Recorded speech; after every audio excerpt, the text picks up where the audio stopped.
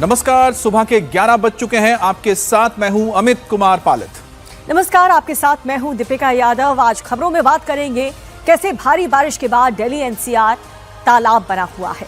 Millennium city Gurugram कैसे बनकर रह गई है गड्ढा नगरी। बारिश के येलो अलर्ट ने कैसे बढ़ा दी है दिल्ली एनसीआर की चिंता। आईआईटी दिल्ली में प्रधानमंत्री नरेंद्र मोदी का युवा संवाद। मेरठ में आज कांवड़ियों पर खुद पुष्प वर्षा करेंगे सीएम योगी। और कहां-कहां मिलावटखोरों पर हुआ है एक्शन। आपके शहर की हर बड़ी खबर का अपडेट आपको देंगे। अब राहुल का केंद्रीय मंत्री रिजिजू पर पलटवार। महिला आरक्षण बिल 2023 में ही पास, 2030 वाला ही पास हो। 2023 वाला। आप सांसदीय कार्य मंत्री, आपसे बेहतर कौन जानता होगा। 2023 का कानून बिना शर्त लागू कीजिए। राहुल गांधी की तरफ से यह बयान सामने आया। अब राहुल गांधी ने संसदीय कार्य मंत्री किरेन रिजिजू पर पलटवार किया है। राहुल ने कहा है कि संसदीय कार्य मंत्री, आप 2023 वाला बिल ही पास कराएं, आप बेहतर जानते हैं।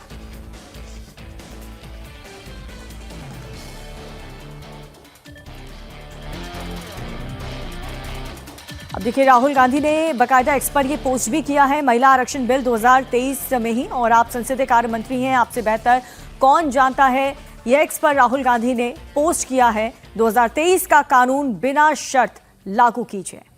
तो इस वक्त की बड़ी खबर आपको बता रहे हैं, राहुल गांधी का ट्वीट आया है और इस ट्वीट के जरिए राहुल गांधी ने संसदीय कार्य मंत्री किरेन रिजिजू से सवाल पूछा है और उन्होंने पलटवार करते हुए कहा है कि संसदीय कार्य मंत्री आप हैं, आप बेहतर जानते हैं। महिला आरक्षण बिल 2023 में जो पास हुआ था सर्वसम्मति से, उसे ही लागू किया जाए और कांग्रेस के पूर्ण समर्थन के साथ ये लागू किया जाए, क्योंकि कांग्रेस ने 2023 में जो विधेयक पास हुआ था उसको समर्थन दिया था। और यही बात इस वक्त एक बार राहुल गांधी ने अपने ट्वीट के जरिए फिर से कही है। और इससे पहले महिला सशक्तिकरण को लेकर कांग्रेस के एक पोस्ट ने सियासी बहस तेज कर दी। संसदीय कार्य मंत्री किरेन रिजिजू ने कांग्रेस के आधिकारिक एक्स पोस्ट को शेयर करते हुए राहुल गांधी पर तंज कसा। उन्होंने उम्मीद जताई कि अब कांग्रेस महिला आरक्षण विधेयक का बिना शर्त समर्थन करेगी। कांग्रेस के पोस्ट को शेयर करते हुए किरेन रिजिजू ने लिखा, यह कांग्रेस पार्टी की ओर से आया पॉजिटिव मैसेज लगता है। उन्होंने यह भी लिखा है कि महिलाओं को लेकर के राहुल गांधी के विचारों में अब स्पष्ट बदलाव साफ तौर पर दिखाई दे रहा है। रिजिजू ने कहा कि उन्हें उम्मीद है कि कांग्रेस पार्टी अब महिला आरक्षण विधेयक का बिना किसी शर्त के समर्थन करेगी। दरअसल राहुल गांधी ने एक वीडियो में यह कहा कि भारत की महिलाओं की ऊर्जा दब कर रह गई है। उन्हें अपनी बात रखने और अपने सपने देखने का पर्याप्त अवसर नहीं दिया जाता।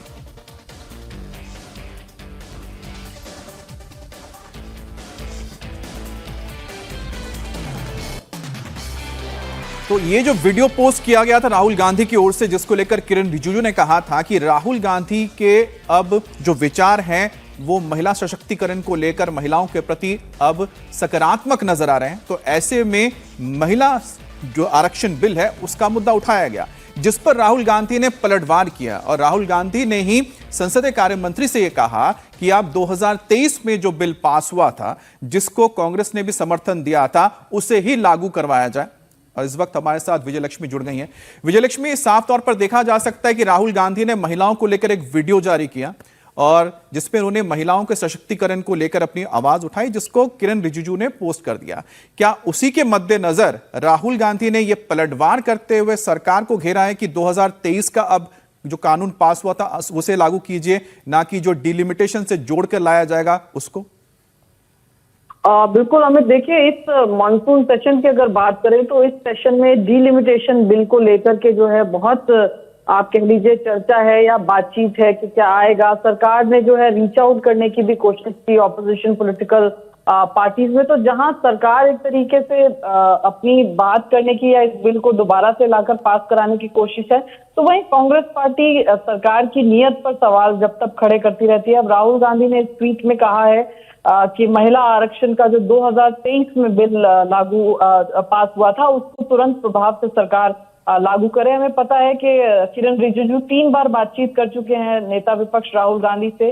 डिलिमिटेशन के बिल पर सरकार रीच आउट कर रही है, लेकिन कांग्रेस की तरफ से कहा गया कि ऑल पार्टी मीटिंग जो है इस मसले पर बुलाए सरकार, और बाकी जो तमाम पॉलिटिकल पार्टीज हैं उनका भी एक सेंस ले और फिर आगे की राह जो है वो प्रशस्त हो। इसके अलावा गृह मंत्री अमित शाह के वक्तव्य की भी मांग विपक्ष के द्वारा की जा रही है। तो ऐसे में ये एक नया मसला है जिस पर आर पार की लड़ाई दोनों ही दलों के बीच में होती हुई नजर आ रही है। डिलिमिटेशन बिल पर जहां सरकार चाहती है कि उसको पास कराकर और फिर उसके बाद महिला आरक्षण बिल की जो राह है उसको पास कराकर वो जो आरक्षण है उसको इम्प्लीमेंट करके महिलाओं को आरक्षण दिया जाए, तो वहीं कांग्रेस पार्टी का कहना है कि सरकार जो है इसको उसकी नीयत जो है वो इस पर साफ नहीं है, और उसी को लेकर के आज राहुल गांधी ने ये ट्वीट एक्स पर पोस्ट भी किया है। बिल्कुल विजयलक्ष्मी, जिस तरह से देखिए सरकार इस पूरे मामले पर जो गतिरोध बना हुआ है उसको लेकर राहुल गांधी के साथ सीधे बात कर रही है, और खुद किरण रिजिजू लगातार राहुल गांधी के साथ बातचीत कर चुके हैं। तो ऐसे में जाहिर सी बात है कि सरकार यह चाहती है कि जो महत्वपूर्ण बिल आने जा रहे हैं उस पर संसद के अंदर एक सक्रिय चर्चा हो, एक पॉजिटिव सकारात्मक चर्चा हो, ताकि जो महत्वपूर्ण बिल है सबके सर्वसम्मति से ही पास हो। और ये सरकार ने भी अपनी मंशा जाहिर कर दी है, लेकिन जाहिर सी बात है कि पक्ष और विपक्ष होता है, और उसी का नतीजा है कि राहुल गांधी के ये ट्वीट सामने आए हैं। और चलिए बात करते हैं बाढ़ बारिश से बेहाल 15 से ज्यादा राज्य की। उत्तर से लेकर दक्षिण तक बारिश, बाढ़ और लैंडस्लाइड के प्रहार से जनजीवन अस्त व्यस्त हो चुका है। दिल्ली एनसीआर में लगातार 2 दिनों से हो रही बारिश के बीच आज फिर से रेड अलर्ट जारी किया गया। अब दिल्ली में साल 2011 के बाद से सबसे ज्यादा बारिश रिकॉर्ड की गई है। अगस्त के फर्स्ट वीक में दिल्ली में अब तक 127 मिलीमीटर बारिश हो चुकी है। गुरुग्राम में भी हालात खराब नजर आ रहे हैं। कल सबसे ज्यादा बारिश हुई और आज भी रेड अलर्ट है, और रास्तों पर पानी भरा हुआ है। सड़कें दरिया में तब्दील हो गई हैं। दिल्ली हो, हरियाणा हो, यूपी, उत्तराखंड, बिहार, असम में सैलाबी आफत की तस्वीरें देखी जा सकती हैं। तो 6 राज्यों की तस्वीर आप देख रहे हैं, और 6 राज्यों में जो तस्वीर निकलकर सामने आई है वो यही बताती है कि लगातार जो बारिश हुई है उसका असर अब सड़कों पर सबसे ज्यादा देखने को मिला है, क्योंकि आवाजाही पूरी तरह से रुक गई है। अब हरियाणा के 10 जिलों में आज भी तेज बारिश का अलर्ट है, जिसमें रोहतक है, फरीदाबाद है, जहां पर सड़कें पूरी तरह से डूब चुकी हैं। यूपी के भी 25 जिलों में बारिश का कहर है। गंगा नदी का जलस्तर काफी तेजी से बढ़ रहा है। काशी, प्रयागराज में घाट और मंदिर डूब जोन में तब्दील हो चुके हैं। लोगों को नदी से दूर रहने की हिदायत दी गई है। असम में भी 60 साल की सबसे भीषण तबाही हुई है। पानी जैसे जैसे घट रहा है, तबाही और बर्बादी की तस्वीरें डरा रही हैं। अब असम में 98 लोगों की जान जा चुकी है। बिहार में नेपाल से सटे बॉर्डर वाले इलाके इस वक्त सैलाब की चपेट में हैं।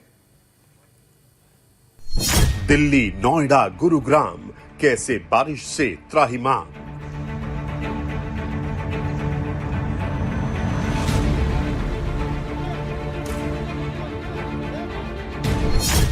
कोई घंटों ट्रैफिक में अटका, किसी का घर ही गिर गया।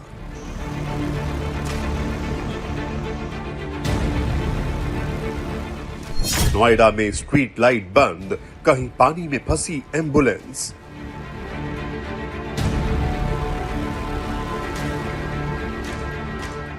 बारिश के 24 घंटे बाद आज भी तालाब जैसा गुरुग्राम।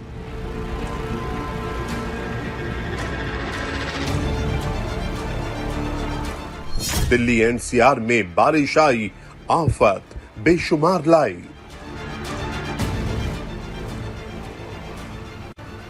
अब दिल्ली से सटे फरीदाबाद में मूसलाधार बारिश के बाद कई इलाके डूब गए हैं। फरीदाबाद के कई इलाके इस वक्त नदी में समा चुके हैं, ऐसा लगता है, लेकिन ये नदी नहीं है, ये सड़कें हैं या फिर सबवे हैं जो पूरी तरह से पानी से लबालब भरे हुए हैं। और गाड़ियां देखी पूरी तरह, यानी कि करीबन 5 से 6 फुट तक की ऊंचाई होती है एक गाड़ी की, वो पानी में पूरी तरह से समा चुकी है। सिर्फ और सिर्फ उसका छत दिखाई दे रहा है।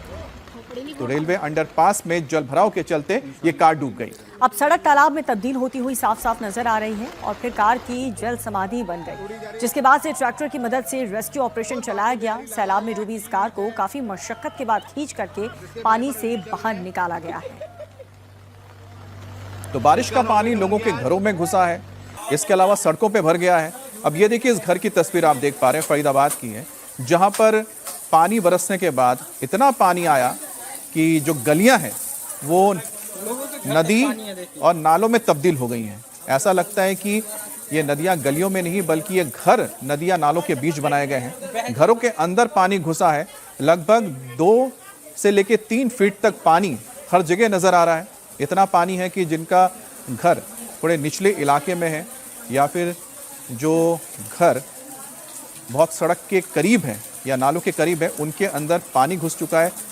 ग्राउंड फ्लोर में लगभग 2 से 3 फीट तक पानी भरा हुआ है। और ये जो गलियां आपको नजर आ रही हैं, ये दरअसल आमतौर पे यहाँ पर लोग आते जाते हैं, गाड़ियाँ चलती हैं, स्कूटर चलते हैं, साइकिलें चलती हैं, लेकिन इस वक्त आपको ये कुछ नदी या नाले जैसा नज़र आ रहा है।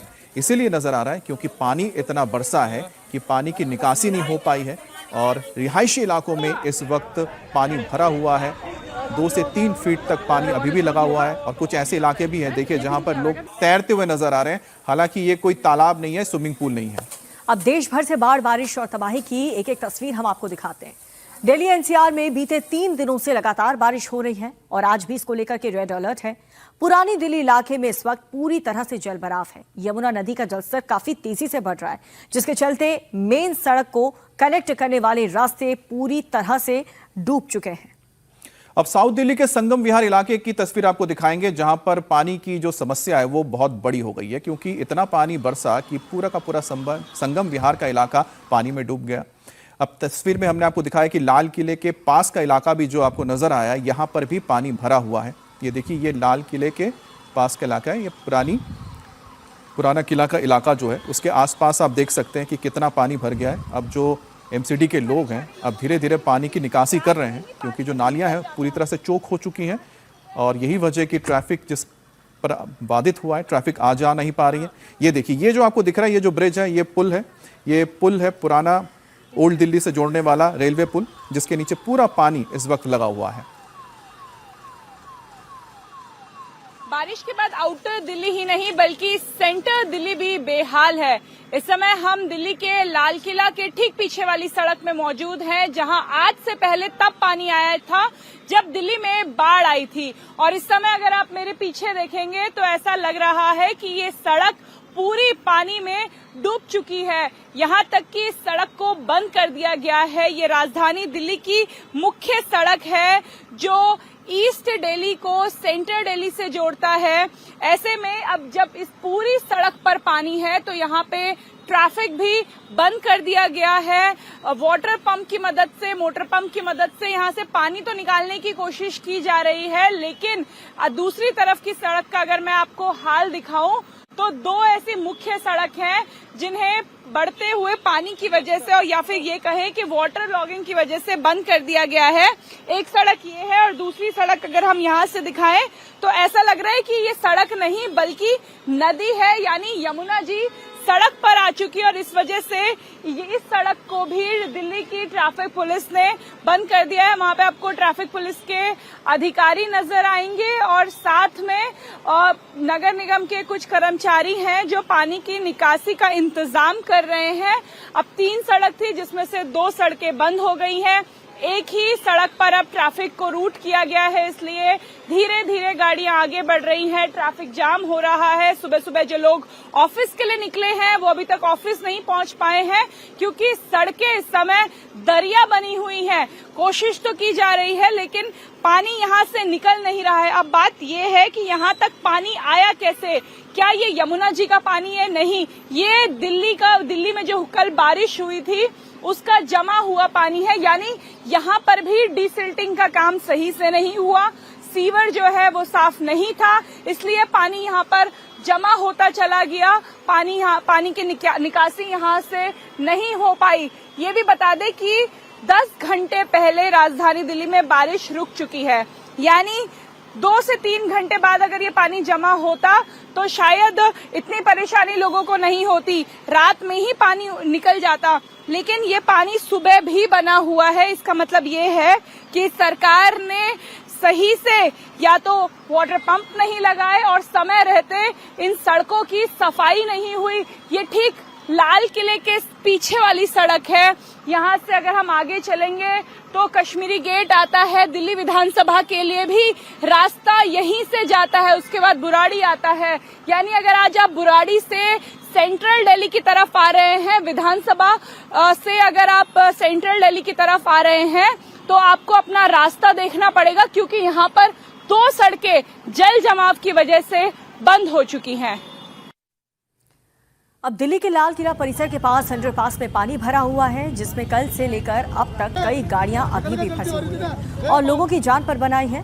जैसे तैसे लोगों ने अपनी जान बचाई और अब कारों को निकालने के लिए क्रेन की मदद ली जा रही है। ये तस्वीर आप देख रहे हैं और 24 घंटे से यहाँ पर ये गाड़ियां फंसी हुई हैं।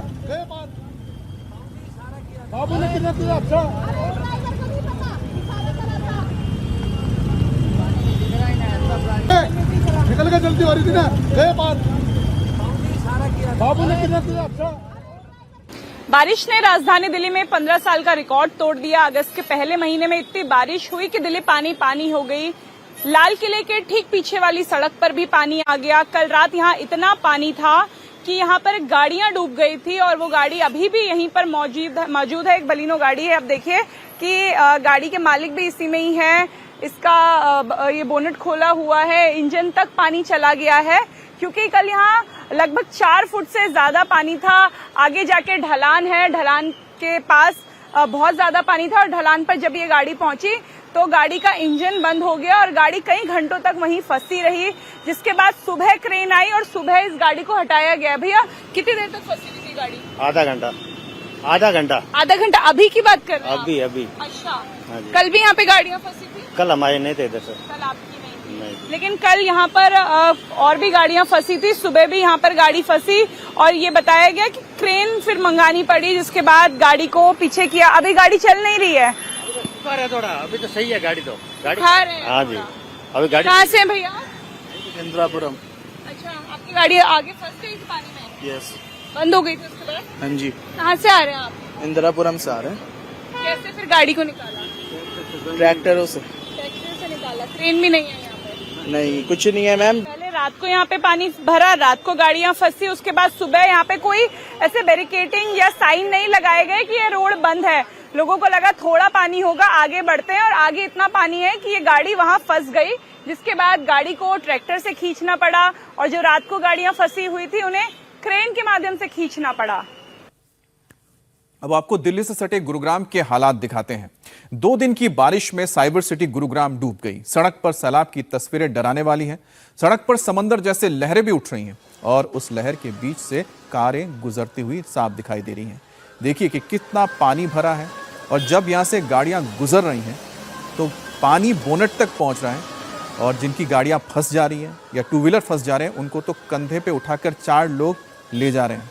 ये देखिए किस तरह से यहाँ पर गाड़ियाँ गुजर रही हैं, ऊंची लहरें उठ रही हैं, उसके बीच से 4 लोग बाइक उठाकर दूसरे किनारे पर लगा रहे हैं। तो ये है साइबर सिटी गुरुग्राम, जहाँ 2 दिन की बारिश या कहें कि 30 घंटे की बारिश ने पूरे शहर को पानी में डुबो दिया है। और हालात इतने ज़्यादा ख़राब हो गए हैं कि 4 पहिया तो छोड़िए, 2 पहिया गाड़ियों का भी चलना यहाँ पर दुभर हो चुका है। और आप देखिए धक्का दे करके भी ये बाइक आगे नहीं जा पा रही थी। इस वजह से इस बाइक को बाकायदा उठा करके दूसरी तरफ पार्क कराया गया और वहाँ पर शिफ्ट किया गया जहाँ पर पानी नहीं है। लेकिन फ़िलहाल गुरुग्राम के हालात ये हैं कि हर तरफ आपको सिर्फ और सिर्फ पानी ही नज़र आएगा। सुबह से बारिश बेशक नहीं हो रही है, लेकिन लगातार यहाँ पर पानी भरा हुआ है। अब दिल्ली से सटे गुरुग्राम की एक और तस्वीर आपको दिखाते हैं। यहाँ पर सेक्टर 12 का एक मार्केट पूरी तरह से डूब चुका है। तेज बारिश के चलते सड़कों पर दरिया बहने लगा है और लोगों की गाड़ियां सैलाब में डूब चुकी हैं।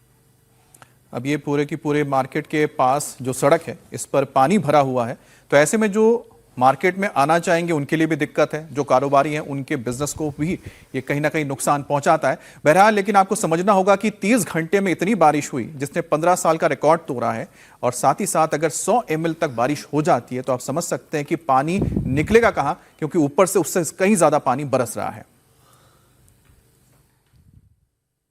तो बारिश के बाद गुरुग्राम की तस्वीरें देखिए कि क्या हाल इस शहर का है। बड़ी बड़ी बातें, बड़े बड़े दावे, लेकिन ज़मीन पर सड़कें दरिया बनी हुई है। ये सड़क है सेक्टर 12 की, ये इलाका सेक्टर 12 का है। पूरा जो इलाका है वो डूबा हुआ नजर आ रहा है। जो मार्केट है वहाँ भी पानी है।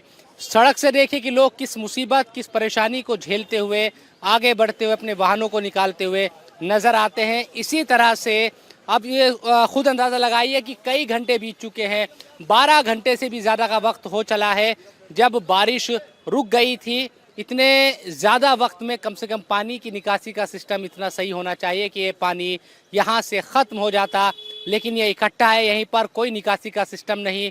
और इस तरह के हालात है कि लोग बेहद परेशानियों से जूझते हुए नज़र आ रहे हैं। कई जो वाहन चालक है, जो गाड़ियाँ चलाते हैं लोग, वो लोग ये बताते हैं कि अंदर से आप खुद देखिए कि गड्ढे भी कई है यहाँ पर, और जो बाइक पर या स्कूटर पर या गाड़ियों से लोग आ रहे हैं वो बहुत ज़्यादा उनकी परेशानी बढ़ती हुई दिखाई दे रही है। कई जो गाड़ियों के चालक हमारे साथ मौजूद है। क्या नाम है भाई साहब आपका? सर मेरा नाम महफूज आलम है। तो महफूज भाई बताएं कि क्या वजह है कि ये हाल है, इतनी देर हो गई है बारिश रुके हुए, कल बारिश हुई थी तो आज तो पानी निकल जाना चाहिए था ना। कुछ पानी की निकाल नहीं लग रहा सर, पानी कहीं जा ही नहीं रहा। रात में आए थे, हमारी गाड़ी की देखिए नंबर प्लेट गिर गया, वही ढूंढ रहे, मिल ही नहीं रहा। ये सेक्टर 12 की तस्वीर हम आपको दिखा रहे हैं कि क्या हाल है और जिम्मेदार लोगों ने इस पूरे इलाके का हाल क्या बना दिया है। गुरुग्राम में वैसे तो अलग अलग जगहों पर इसी तरह की तस्वीर दिखती है कि ज़रा सी बारिश होती है और उसके बाद निकासी का सिस्टम इतना एक तरीके से कहा जा सकता है कि बकवास है यहाँ पर, कि जिस तरह से जो एक पूरा एक कहा जा सकता है कि रणनीति बननी चाहिए थी, या जब इस शहर को लेकर ख़ास तौर पर इतनी ज़्यादा जो बातें हैं वो कही जाती है, लेकिन बारिश के दिनों में, बरसात के दिनों में इस शहर की रफ्तार भी थम जाती है और लोगों की परेशानी बहुत ज़्यादा बढ़ी हुई दिखाई देती है। अब दिल्ली के करीब साइबर सिटी गुरुग्राम की ही तस्वीर हम आपको दिखा रहे हैं। तो गुरुग्राम में आप देखिए कि जो मुख्य सड़क है उसमें इतना पानी भर गया कि जिसके वजह से जो 3 लेन की सड़क है वो कहीं ना कहीं सिमट कर अब 1 लेन या 1.5 लेन तक पहुंच गई है, ताकि अब लोगों के लिए अब दिक्कत यह है कि जिस तरफ पानी उस तरफ से निकल नहीं सकता। अगर उस तरफ से निकलेंगे तो खतरा रहता है कि इंजन में पानी जा सकता है, और यही वजह है कि ये 3 लेन की सड़क 1.5 लेन की बन गई है। और साथ ही साथ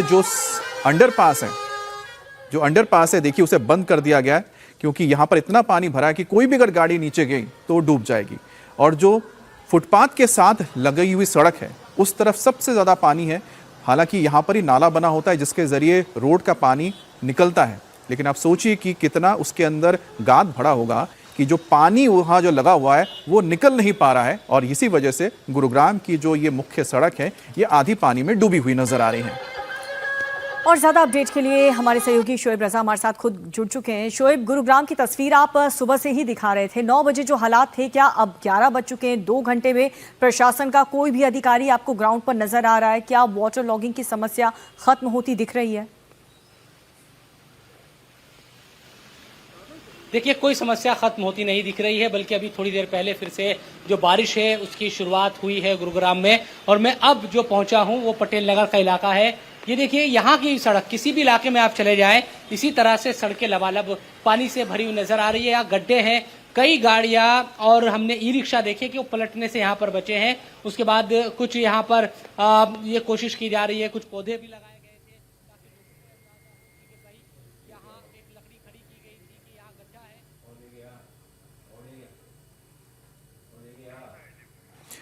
तो ये आपको तस्वीरें हम दिखा रहे हैं इस वक्त गुरुग्राम की। गुरुग्राम में आप देख सकते हैं कि ये पुलिस स्टेशन का इलाका है और पुलिस स्टेशन के आसपास भी पूरा का पूरा ये पानी भरा हुआ है। और शोएब हमारे साथ जुड़े हुए हैं। शोएब, अपनी बात आप पूरी करें और तस्वीरें भी दिखाएं। जी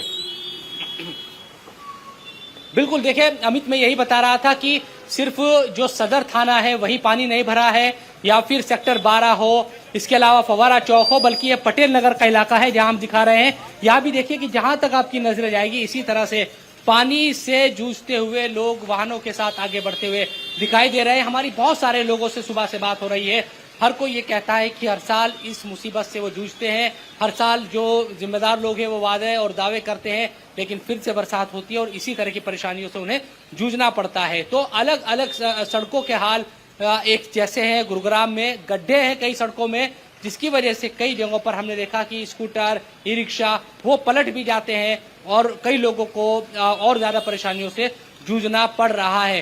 तो पटेल नगर की तस्वीर हम अब आपको दिखा रहे हैं गुरुग्राम की। और बड़ी बात यही है कि सुबह से हमें कोई उस तरह से जिस तरह से बारिश हुई है तो निगम के जो लोग हैं वो नजर आने चाहिए कि कम से कम वो काम करते हुए दिखाई तो दे, कहीं पर ट्रैक्टर लगाकर या पाइप के जरिए पानी को खींचते हुए तो दिखाई दे। बिल्कुल शोएब, हर साल की तरह इस बार भी बड़े बड़े दावे किए गए हैं, लेकिन ग्राउंड पर कोई भी इस बरसात की जो मुसीबत जो हर साल आती है उससे निपटने के लिए तरीका ढूंढता हुआ नजर नहीं आ रहा। बहुत बहुत शुक्रिया शोएब आपका इस जानकारी के लिए।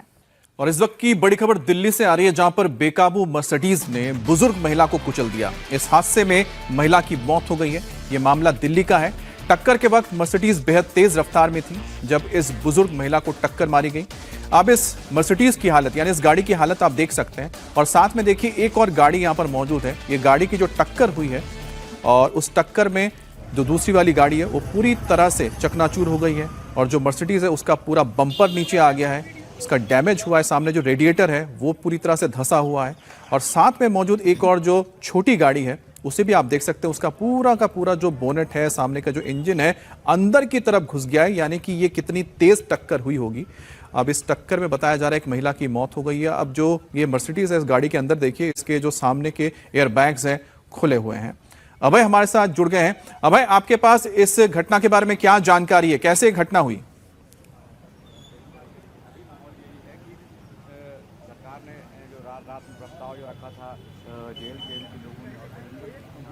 हम अभय से बात करेंगे, लेकिन उससे पहले आप ये तस्वीर देख लीजिए कि महिला पैदल जा रही थी और बताया जा रहा है कि तेज रफ्तार बेकाबू इस मर्सिडीज गाड़ी ने उस महिला को टक्कर मारी जिससे उनकी मौत हो गई। दिल्ली के नरेला की यह घटना है। और साथ ही साथ ना सिर्फ इस गाड़ी को टक्कर मारी गई है, लेकिन देखिए साथ में एक और गाड़ी मौजूद है जो छोटी गाड़ी है, उसे भी टक्कर मारी गई है। और यह टक्कर इतनी जबरदस्त थी कि जो साथ वाली गाड़ी मौजूद है उसका पूरा इंजन, बोनेट सब अंदर घुस चुका है। और मर्सिडीज की जो टक्कर हुई है उससे भी पता लगता है कि उसके सामने के दोनों एयरबैग खुले हुए हैं, बोनेट पूरी तरह से डैमेज हुआ है, रेडिएटर पूरी तरह से डैमेज है। तो जाहिर सी बात है कि जो इंपैक्ट हुआ होगा, जो टक्कर हुई होगी, इतनी जोरदार थी कि उसका पूरा का पूरा सामने का बम्पर नीचे आ गया, रेडिएटर अंदर घुस गया, बोनेट इसमें डैमेज हो गया, एयरबैग खुल गया है। और साथ में जो दूसरी गाड़ी है उसकी तो हालत आप देख के समझिए, जो उस गाड़ी में मौजूद रहा होगा उसको भी कितनी चोट आई होगी कि पूरी की पूरी जो गाड़ी है पिचक गई है। सामने से पूरी तरह से वो अंदर की ओर इंजन घुस गया है, रेडिएटर समेत इंजन पूरा अंदर डैमेज हो चुका है। तो ये बताता है कि आखिरकार ये कितनी तेज रफ्तार में ये गाड़ी रही होगी। और जो ये जगह नजर आ रही है, यहां इतनी तेजी से क्या गाड़ी भगाई जा सकती, ये भी एक बड़ा सवाल है, क्योंकि यहां पर ये कोई आम हाईवे तो नजर नहीं आ रहा है और सिंगल रोड है, यानी कि वन वे है जिसमें से गाड़ियां आ रही हैं, जा भी रही हैं। ऐसे में सवाल उठता है कि इस सड़क पर, इस रोड पर इतनी तेज गाड़ी क्यों भगाई जा रही थी, जिसकी चपेट में आने से एक महिला की मौत हुई है। साथ ही साथ एक दूसरी गाड़ी है, वो भी गाड़ी क्षतिग्रस्त हुई है, उसमें जो रहे होंगे वो भी घायल हुए होंगे, क्योंकि दूसरी वाली गाड़ी भी बहुत बुरी तरह से डैमेज हुई है। अब इस गाड़ी के अंदर आपको देखिए साफ तौर पर एक शराब की बोतल भी नजर आ रही है।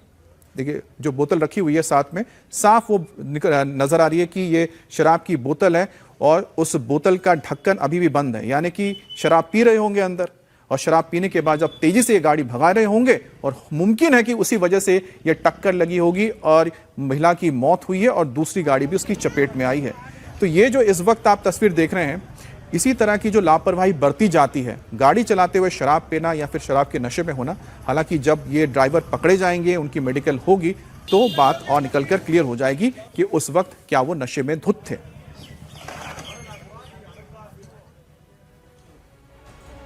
अब देश भर में मिलावटखोरों पर ताबड़तोड़ एक्शन किए जा रहे हैं। इंदौर में खाद्य विभाग की टीम ने एक कंपनी में तैयार किए जा रहे 25,000 लीटर नकली घी को सीज कर दिया है।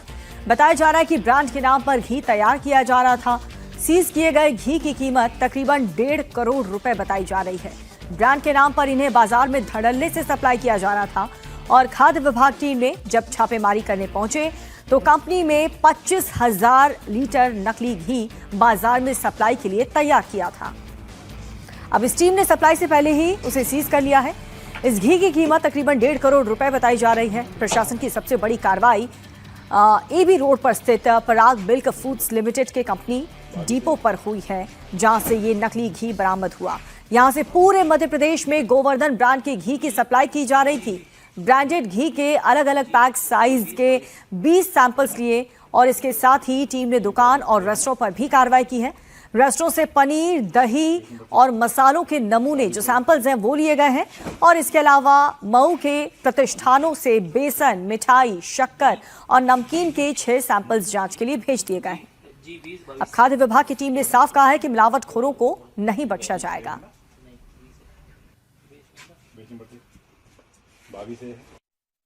इंदौर जिला प्रशासन निरंतर मिलावटखोरों के खिलाफ सख्त कार्रवाई कर रहा है। उनके न सिर्फ सैंपल जब्त किए जाते हैं बल्कि उन संस्थानों को सील कर उनके खिलाफ वैधानिक कार्रवाई भी की जा रही है। तो इसी क्रम में आज एक नकली घी की भी एक रेड में नकली घी के सैंपल मिले हैं। तो पूरा सैंपल जब्त किया गया है और उस पर आगे वैधानिक कार्रवाई की जा रही है और ऐसी कार्रवाई आगे भी कठोरता से चलती रहेगी। अब शहर मिलावटखोरों को लेकर जो चल रहा है इस वक्त पुलिस और तमाम प्रशासन की कार्रवाई, उसी के तहत गुजरात में भी रेड की गई और कई फैक्ट्रियों में जब छापेमारी हुई तो इसी तरह के मिलावट से बने हुए सामान मिले हैं। गांधीनगर के एक फैक्ट्री में 30,000 लीटर नकली घी बरामद किया गया है और इस घी की कीमत करीब 1 करोड़ 67 लाख बताई जा रही है। इस घी को पाम ऑयल और केमिकल से बनाया गया था। मिलावटखोरों को अब बताया जा रहा है कि हर महीने करीब 30,000 लीटर इसी तरह से नकली घी तैयार करते थे। पंजाब, महाराष्ट्र, राजस्थान समेत कई इलाकों में, कई राज्यों में सप्लाई किया जाता था। अब खतरनाक केमिकल से तैयार किए जा रहे इस तरह के नकली घी का जब इस्तेमाल लोग करते हैं तो जाहिर सी बात है कि अपनी सेहत को वो नुकसान पहुंचाते हैं और इसके जिम्मेदार हैं ये मिलावटखोर। अब घी का रंग, उसकी खुशबू और गाढ़ापन देखने के लिए चीन के लिए ये चीनी केमिकल का इस्तेमाल करते थे और फिर बाजारों में इसे सप्लाई कर देते थे, जो स्वास्थ्य के लिए बेहद खतरनाक है। तो इस तरीके के केमिकल्स को मिलाया जाता है इस घी को तैयार करने के लिए ताकि जो उसका स्वाद है, उसकी जो खुशबू है वो बरकरार रहे और बिल्कुल ओरिजिनल घी की तरह दिखे। छापेमारी के दौरान फैक्ट्री से अलग अलग ब्रांड्स के स्टिकर भी मिले हैं। नकली घी में ये असली स्टिकर लगा करके बाजारों में बेच देते थे। नकली घी पकड़े जाने के बाद इस पूरे नेटवर्क की जांच तेज कर दी गई है। मध्य प्रदेश से महाराष्ट्र और पंजाब से राजस्थान तक ताबड़तोड़ एक्शन लिए जा रहे हैं, छापेमारी की जा रही है। खाद्य विभाग की टीम का यह कहना है कि गुजरात से अलग अलग राज्य में नकली घी का सप्लाई किया जा रहा था। तो गांधीनगर से तस्वीर आप देख रहे हैं जहां पर रेड की गई तो 30,000 लीटर नकली घी बरामद किया गया। पाम ऑयल और दूसरे केमिकल के जरिए यह तैयार किया जा रहा था और इसकी कीमत करीब 1 करोड़ 67 लाख बताई जा रही है। इसकी कीमत जो नकली घी, मिलावटी घी ये पकड़ा गया है। अब इसे भेजा कहां जाता था? गुजरात से पंजाब, राजस्थान, मध्य प्रदेश, उन इलाकों में जहां पर घी की सबसे ज्यादा खपत होती है।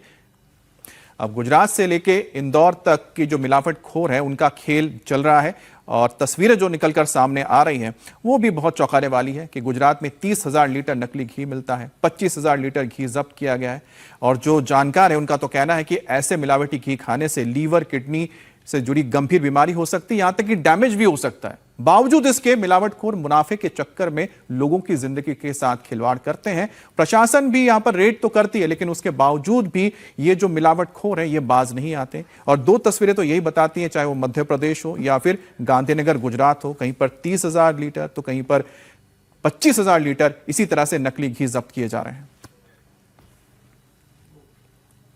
अब बड़ी खबर आपको हरियाणा के अंबाला से बताते हैं, जहां पर हिंदू नेता एंटी खालिस्तानी टेररिस्ट फ्रंट के अध्यक्ष गुरसिमरन सिंह मान पर बड़ा हमला हुआ है। गुरसाहिब भीड़ ने उनकी कार पर यह हमला कर दिया है।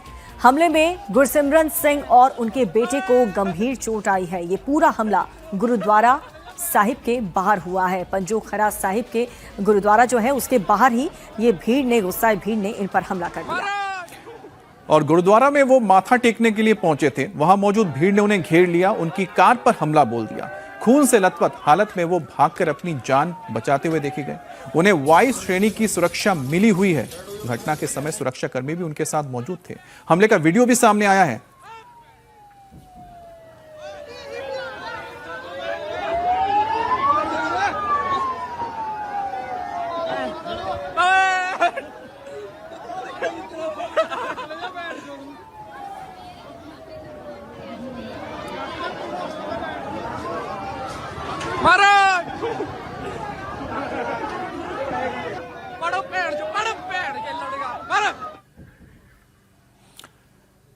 और ये वीडियो में आप देख सकते हैं कि किस तरह से जो यहाँ पर मौजूद लोग थे वो गुरसिमरन के ऊपर ये हमला करते हुए नजर आ रहे हैं और उन्हें मारने के लिए और भी भीड़ को उकसाया जा रहा है और सुरक्षा में तैनात जवान बड़ी मुश्किल से उनको बचा कर लेकर आए। ये देखिए यहाँ पर गुरसिमरन आपको हाथ जोड़कर लोगों के सामने नजर आ रहे हैं, खून से लथपथ हैं। पुलिस के सामने जो सुरक्षा कर्मी थे उनके मौजूद रहते हुए भी किसी को कोई डर नहीं था। वीडियो भी बना रहे थे, अपना चेहरा भी दिखा रहे थे और लोगों को उकसा भी रहे थे कि वो मारे। और उसका नतीजा ये हुआ कि गुरसिमरन के ऊपर हमला हुआ और फिर उन्हें अस्पताल ले जाया गया और सब कुछ वीडियो में साफ दिख रहा है। अब लोगों का कहना यह है कि उनकी कार किसी शख्स के पैर पर चढ़ गई थी, जिसके बाद यह हमला हुआ। जबकि गुरसिमरन का आरोप यह है कि उन्हें खालिस्तान के खिलाफ बोलने पर यहां पर पीटा गया है। और हमले की असली वजह क्या है, पुलिस इसकी जांच कर रही है, लेकिन घटना कब और कहां कैसे हुई यह हम आपको बता देते हैं। हिंदू नेता गुरसिमरन सिंह गुरुद्वारे में माथा टेकने के लिए अंबाला पहुंचे थे। इसी दौरान वहां पर मौजूद भीड़ ने उनके ऊपर हमला बोल दिया, कार में तोड़फोड़ शुरू कर दी। Gursimran Singh anti Khalistani terrorist front के अध्यक्ष हैं, वो खालिस्तानियों के खिलाफ बोलते रहते हैं। उनका दावा है कि इसी वजह से उनके ऊपर यह हमला किया गया है। अब घटना में शामिल हमलावरों की पुलिस तलाश कर रही है। इस वीडियो फुटेज के आधार पर ये जो लोग वहां पर गुरसिमरन सिंह को पीटते हुए नजर आ रहे हैं, जिन्होंने उन्हें लहूलुहान कर दिया, पुलिस उन पर कार्रवाई की तैयारी कर रही है। और अब एक दिल दहला देने वाली खबर राजस्थान के उदयपुर से बता रहे हैं, जहां पर आपसी रंजिश में एक महिला की कुचल करके हत्या कर दी गई है। आपसी रंजिश में हमले के इरादे से पहुंचे लोगों ने तोड़फोड़ की, पत्थरबाजी की। दरअसल 2 गुट की लड़ाई में एक पक्ष ने दूसरे पक्ष के घर पर जाकर के पथराव करना शुरू कर दिया। स्कॉर्पियो पर सवार 8 से 10 लोग आए, घर के बाहर खड़ी कार पर पत्थर और लाठी डंडों से तोड़फोड़ करने लगे। और इसी दौरान घर से बाहर निकली एक 52 साल की महिला स्कॉर्पियो के आगे आकर खड़ी हो गई। भागने की फिराक में स्कॉर्पियो सवार युवक ने उस महिला को कुचलते हुए वहां से फरार हो गया।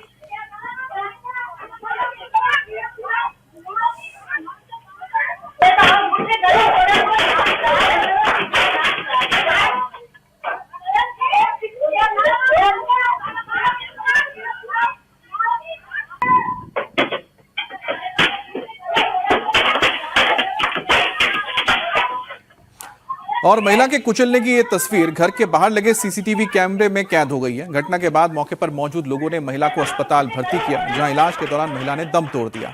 घटना के बाद से पुलिस फरार आरोपियों की तलाश कर रही है। अब इस सीसीटीवी फुटेज के आधार पर इनकी पहचान करने की कोशिश हो रही है, लेकिन जैसे ही हमला होता है घर के बाहर मौजूद गाड़ी के ऊपर, तुरंत घर के अंदर मौजूद लोग बाहर निकल आते हैं और महिला जैसे बाहर निकल कर आती है, इस गाड़ी को रोकने की कोशिश करती है तो बिल्कुल गाड़ी के सामने आ जाती है और गाड़ी वाला जब उसे आगे बढ़ाता है तो उसकी चपेट में आने से महिला की यह दर्दनाक मौत हुई है।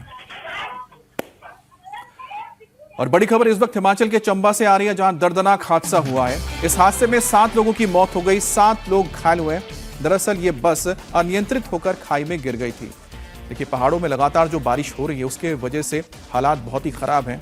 कई जगहों पे लैंडस्लाइड हुआ है और फिसलन बढ़ गई है और यही वजह की जब ये बस जा रही थी, ये अपना नियंत्रण नहीं रख पाई और खाई में गिरने के चलते इसमें मौजूद जो लोग थे उनमें से 7 की मौत हो गई है और 7 लोग इसमें घायल बताए जा रहे हैं। गाड़ी का जो हाल है वो आप तस्वीरों में देख सकते हैं कि इसकी छत तो साफ नज़र ही नहीं आ रही, यानी छत पूरी तरह से डैमेज हो गई थी, जिसको हटाया गया है और किसी तरह से यहाँ इसमें मौजूद फंसे हुए लोगों को बाहर निकाला गया। 7 की मौत हो चुकी थी, 7 लोगों को अस्पताल ले जाया गया है, उनकी भी कुछ की हालत गंभीर बताई जा रही है। जो घटना हुई थी ठीक उसके बाद की तस्वीर आप देख रहे हैं कि लगातार जो इस वक्त पहाड़ों में बारिश हो रही है, मौसम खराब है, उसी का ये नतीजा है कि नियंत्रण खो देने की वजह से ये बस खाई में जा गिरी। तो हिमाचल प्रदेश चंबा की ये तस्वीर आपको दिखा रहे हैं, जैसे ये बस खाई में गिरी, स्थानीय लोगों की भारी मौजूदगी वहां पर देखने को मिली और लोगों ने बचाने की कोशिश की, लेकिन 7 लोगों की मौत हो गई है, कई लोग घायल हुए हैं। और अब बात करते हैं उत्तर प्रदेश के सीएम योगी आदित्यनाथ की, जो आज शिव भक्त कांवड़ियों पर पुष्प वर्षा करने वाले हैं। योगी मेरठ रुड़की हाईवे स्थित दुल्हेड़ा चुंगी पर कांवड़ियों पर पुष्प वर्षा करेंगे और साथ ही वो गाजियाबाद, मेरठ और बागपत में कांवड़ यात्रा मार्ग का हवाई सर्वेक्षण भी करने वाले हैं। योगी आदित्यनाथ हरिद्वार से कांवड़ लेकर लौट रहे शिव भक्तों पर फूलों की बारिश करेंगे और साथ ही उन्हें संबोधित भी कर सकते हैं। 2017 में यूपी का सीएम बनने के बाद योगी आदित्यनाथ कांवड़ यात्रा पर फूलों की बारिश की शुरुआत की थी। इसके बाद से वो लगभग हर साल कांवड़ियों पर फूल बरसाते हैं। उनके लिए खास इंतजाम भी किए जाते हैं और सुरक्षा व्यवस्था भी चाक चौबंद की जाती है ताकि जो कांवड़ी हैं उनको कोई दिक्कत ना है और कांवड़ियों की वजह से आम लोगों को भी कोई परेशानी ना हो, इसका खास ध्यान रखा जाता है। इसके तहत ही बड़ी तादाद में पुलिस कर्मियों को लगाया जाता है और साथ ही साथ यातायात व्यवस्था पर खास नजर रखी जाती है। लेकिन उसमें सबसे खास होता है योगी आदित्यनाथ खुद हेलीकॉप्टर में सवार होकर जब कांवड़ियों पर फूलों की बारिश करते हैं और ये कहीं ना कहीं कांवड़ियों के लिए भी एक बहुत ही उत्साह का मौका रहता है कि उनके इस भक्ति को और उनकी इस आस्था को जो सूबे का सीएम है वो भी कहीं ना कहीं प्रणाम करता है, नतमस्तक रहता है उसके सामने। और आईआईटी दिल्ली के दीक्षांत समारोह में प्रधानमंत्री मोदी 3000 से ज्यादा ग्रेजुएट छात्रों को संबोधित करने जा रहे हैं। आईआईटी दिल्ली में आज 57वां दीक्षांत समारोह है। इसमें प्रधानमंत्री मोदी बतौर चीफ गेस्ट पहुंच रहे हैं और इस दौरान वो 3000 से ज्यादा ग्रेजुएट और करीब 587 पीएचडी स्कॉलर्स को संबोधित करेंगे। इस दौरान प्रधानमंत्री मोदी कई को सम्मानित भी करेंगे और प्रधानमंत्री मोदी की ये तस्वीर आप देख रहे हैं, दीक्षांत समारोह में पहुंच चुके हैं आईआईटी दिल्ली के 57वें दीक्षांत समारोह में और इस हॉल के अंदर करीब 3000 से ज्यादा ग्रेजुएट और उसके साथ ही 587 पोस्ट ग्रेजुएट स्कॉलर्स मौजूद हैं और प्रधानमंत्री मोदी उन्हें सम्मानित भी कर रहे हैं। यहाँ पर गोल्ड मेडल दिया जा रहा है जो सबसे बेहतरीन छात्र हैं, स्टूडेंट्स रहे हैं जिन्होंने अपने अपने सब्जेक्ट में अव्वल नंबर हासिल किए हैं और युवा यहाँ पर मौजूद हैं। प्रधानमंत्री मोदी उन्हें संबोधित भी करेंगे और प्रधानमंत्री मोदी का ये डायरेक्ट संवाद भी होगा जिन्हें आप जेनजी कहते हैं या हम लोग जेनजी जिन्हें कहते हैं, युवाओं के साथ जो प्रधानमंत्री मोदी का ये जो संवाद है इस पर आज सबकी नजर भी बनी हुई है। अब इस समारोह की खास बात यह भी है कि इस दौरान Modi AI based super computer परम प्रज्ञा का भी उद्घाटन करने वाले हैं और इस सुपर कंप्यूटर को आईआईटी दिल्ली के सोनीपत कैंपस में तैयार किया गया है। तो प्रधानमंत्री मोदी आज आईआईटी दिल्ली के 57वें दीक्षांत समारोह में पहुंचे हैं। प्रधानमंत्री मोदी यहां पर अब एक एक करके तमाम उन स्टूडेंट्स को मेडल और साथ ही सर्टिफिकेट दे रहे हैं जिन्होंने अपने अपने सब्जेक्ट्स में सबसे ज्यादा अव्वल रैंक हासिल किया है, बेहतरीन प्रदर्शन किया है और इसमें राष्ट्रपति पुरस्कार भी शामिल है। इसके अलावा प्रधानमंत्री मोदी यहां पर मौजूद करीब 3000 से ज्यादा ग्रेजुएट और 500 से ज्यादा पोस्ट ग्रेजुएट छात्रों स्कॉलर्स को भी संबोधित करेंगे और माना जा रहा है प्रधानमंत्री मोदी अपने संवाद के दौरान जो जेनजी है उनको मैसेज देंगे क्योंकि यही आने वाला भविष्य है भारत का और जिस तरह से लगातार हमारे युवा इस वक्त स्टार्टअप्स के जरिए भारत का नाम पूरी दुनिया में रोशन कर रहे हैं और प्रधानमंत्री मोदी भी इसको बढ़ावा दे रहे हैं तो उनके इस संबोधन में कई ऐसी बातें निकलकर सामने आएंगी।